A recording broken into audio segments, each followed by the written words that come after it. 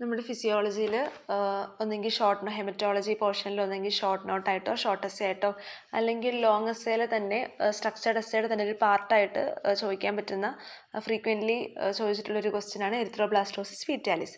ആദ്യം ഇതിൻ്റെ എറ്റിയോപതോജെനിസിസ്. അപ്പോൾ അതൊരു ഹീമോലൈറ്റിക് ആയിട്ടുള്ള ഡിസീസാണ്, പ്രത്യേകിച്ച് ന്യൂ ബോണിൽ കാണാൻ പറ്റുന്നത്. അതിന് കാരണം എന്താണ്?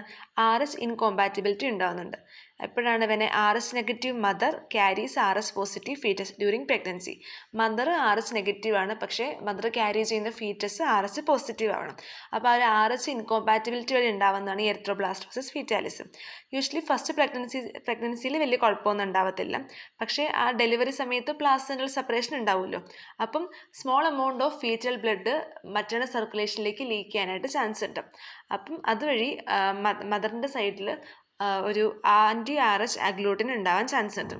ഈ ആൻറ്റി RH അഗ്ലൂട്ടിൻ മെയിൻലി IgG ടൈപ്പാണ്. നമ്മൾ പഠിച്ചിട്ടുണ്ട് ആ ഒരു ഇമ്മ്യൂണോഗ്ലോബിൻ പ്ലാസെൻ്റ ക്രോസ് ചെയ്യുന്നതാണല്ലോ.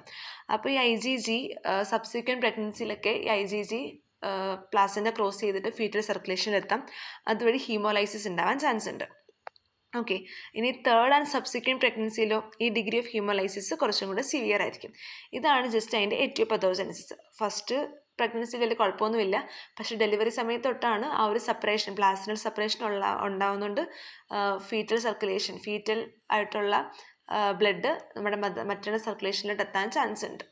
അപ്പം അതുവഴി ആൻറ്റി RH അഗ്ലൂട്ടിൻ മദർ പ്രിപ്പയർ ചെയ്യുന്നുണ്ട്. ഓക്കെ, ഇനി അബൌട്ട് ദ ക്ലിനിക്കൽ ഫീച്ചേഴ്സ് ഉണ്ടാവാൻ മെയിൻലി കാരണം എന്താണ്? ഹീമോലൈസിസ് ആണ് അല്ലേ. ഇനി എന്തൊക്കെയാണ് ഫീച്ചേഴ്സ്? അനീമിയ ഉണ്ടാവുന്നുണ്ട്, കാരണം ഹീമോലൈസിസ് അല്ലേ, അത്രയും RBC ബ്രേക്ക് ആവുന്നുണ്ടല്ലോ.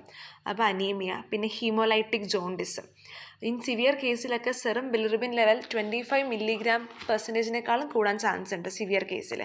പിന്നെ ജനറലൈസ്ഡ് ആയിട്ടുള്ള എഡീമ ഹോൾ ബോഡിയിൽ തന്നെ ഉണ്ടാകാൻ ചാൻസ് ഉണ്ട്, കാരണം എന്താ? ഡ്യൂ ടു അനീമിയ, ഹൈപ്പോപ്രോട്ടീനീമിയ ഒക്കെ. ഇതാണ് ഹൈഡ്രോപ്സ് ഫീറ്റാലിസ്.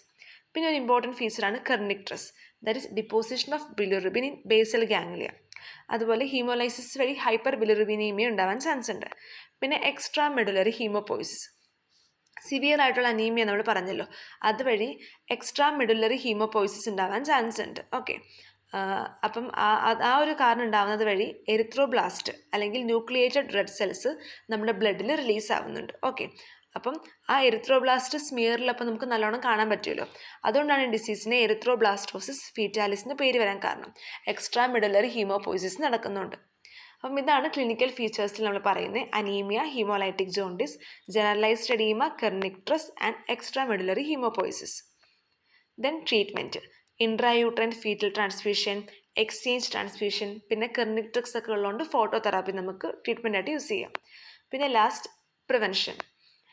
നമുക്ക് പ്രിവെൻറ്റ് ചെയ്യാൻ പറ്റുന്ന എങ്ങനെയാണ്? നമുക്ക് നമ്മുടെ ഒരു പോസ്റ്റ്പാർട്ടം പീരീഡിൽ anti RH antibody in the form of RH immunoglobulin മദറിന് നമുക്ക് കൊടുക്കാൻ വേണ്ടി പറ്റും ഫസ്റ്റ് ഡെലിവറി കഴിയുമ്പോൾ തന്നെ പോസ്റ്റ്പാർട്ടം പീരീഡിൽ.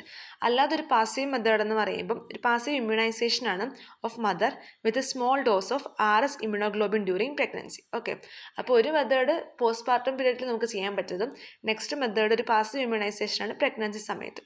അപ്പോൾ ഇതാണ് എറിത്രോബ്ലാസ്റ്റോസിസ് ഫീറ്റാലിസ്. ഒരു ചെറിയ ടോപ്പിക്കാണ്, പക്ഷേ നല്ലോണം ഇമ്പോർട്ടൻ്റ് ആയിട്ടുള്ള, അത്യാവശ്യം ഫ്രീക്വൻ്റ് ആയിട്ട് ചോദിക്കുന്ന ഒരു ടോപ്പിക്കാണ്. Okay, thank you.